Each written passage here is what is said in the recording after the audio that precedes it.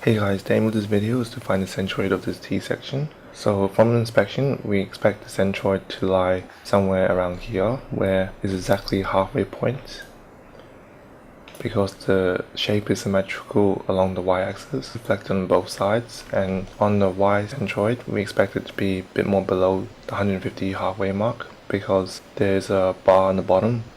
So onto calculations. If we calculate our x bar, using the formula summation of AI xi, what it's saying is that if we choose a reference point, say over here, AI is simply the shape of one of the bars, so it would be 100 times 12 if we assume the thickness of this bar is also 12 millimeters, times the xi of that shape. The centroid for this bar over here would be 50 millimeters. And since it's a summation of all the shapes, we need to also consider the red one now. So we need to add the area of this red shape over here. So the height would be 150 minus 12, so that would be 138, times the thickness, which is 12. And the centroid of this red bar would be 50 millimeters from our reference point. So this is our reference point. It would be 50 millimeters, and we divide this by the total area of both bars, so that would be 100 times 12 plus 138 times 12, and if you chuck this into your calculator, you should get exactly 50 millimeters, which we determined earlier from inspection.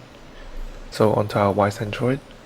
For our y bar, we have to find the area of each bar times the y centroid. So for the bottom bar, it would be again 100 times 12.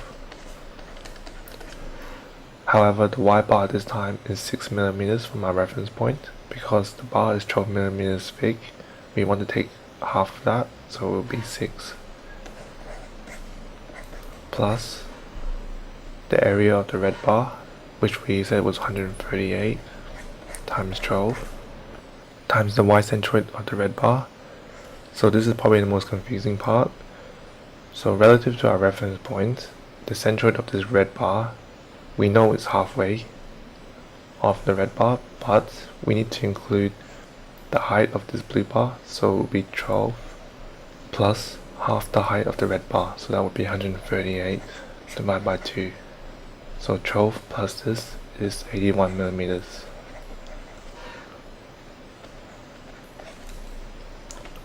Again, you divide by the total area, so that would be 100 times 12 plus 138 times 12, and this comes out to be 49.5 millimeters.